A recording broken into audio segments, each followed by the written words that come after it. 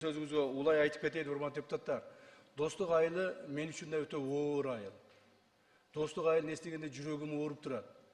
Ал жерде менин аскер кызматкерлерим каза болгон. 10 аскер кызматкерим каза болду. Мына 3 аскер кызматкерим ошол жерде танкада жарылып каза болду. Дастан ошол чек ара заставасынын орун басары жаңы барган Дастан деген жигит, мына Таластан барган жигит болчу. Ошол жигитибиз акыр аягына чейин туруп мектепте, акыр аягына чейин туруп мектептин баягы дубалы кулап түшкөнгө чейин ошол жерде жалгыз өзү калып, ошол жерде коргоп, ошол жерде каза болду. Мен да жүрөгүм ооруп турат. Бирок бул келечек муундар үчүн ушундай окуялар кайталанбаш үчүн биз ушул маселени чечишибиз керек эле. Мени жакшы көргөндөр бар, жаман көргөндөр бар. Бирок ошол жерге мына сиз айткандай согуш болгон маалда дагы, согушка чейин дагы, согуштан кийин дагы барбай туруп, бир бут баспай туруп, ошол жерде баягы талкуу кылышып туруп сүйлөгөн адамдарга мен айтып коюшум керек. Ошол жерде танка жарылганда Жаныбай уулу Тилек, прапорщик Жаныбай уулу Тилек, прапорщик Анаркулов Санжарбек Нурмаматович, прапорщик Анаркулов Шералы Урайымбекович үчөө ошо танкада жарылып кетишти ошондо. Балдарыбыздын эми айтканга туура келип атат. Сөөктөрүн, балдарыбыздын калдыктарын кол менен чогултканга туура келди ошо.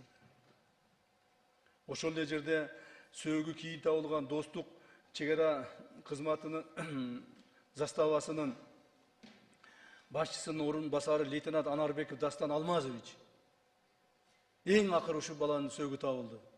Муну биз 2-3 жолу экспертизага берип жүрүп, Алматыга, Москвага берип жүрүп, ата-энелери ишенбей жүрүп, ата-энелерин ушундай ишендиргенге аракет кылдык, ишенбей жүрүп, акыры ишеништи. Ошол 2-3 жолу экспертизага берип жүрүп, зорго тактадык ошол баланын сөөгүн. Мына ушундай кайгылуу окуялар болгон Достукта, урматтуу угандар. Достук десе эле баягы саясатчылар бир очко топтош үчүн, же саясий упай топтош үчүн ар нерсени айта бербегиле.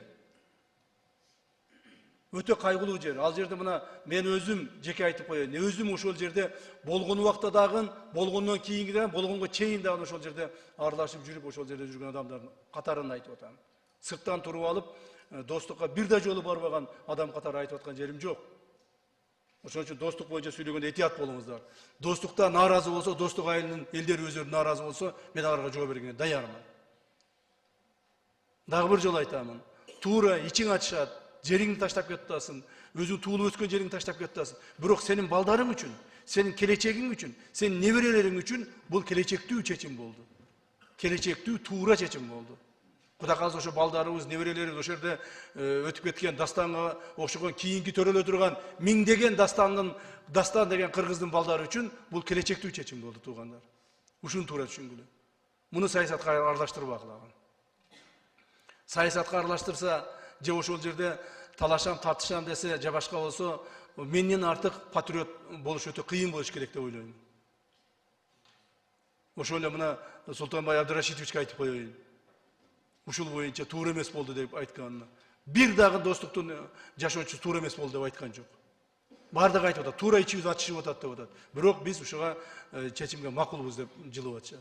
Ошондуктан депутат болосунбу, министр болосунбу, же болбосо журналист болосунбу, ушул маселеге аяр мамиле кылыңыздар. Ал жерде биздин баатырларыбыздын сөөгүн чыккан жер. Туугандар, баатыр балдарыбыздын. Качан конфликт болсо Достук айыл талкаланат. Качан конфликт болсо Достук айыл жабыр таркат. Качан конфликт болсо Достук айылда өрттөлөт, адамдар өлөт, солдаттар өлөт. Ушул нерсе мындан ары болбош керек. Ушуну токтотушубуз керек, чекитти коюшубуз керек. Ушул максатты кабыл алганда туура түшүнүңүздөр. Рахмат. Жалпы 10 аскер кызматкерибиз ошол жерде каза болгон.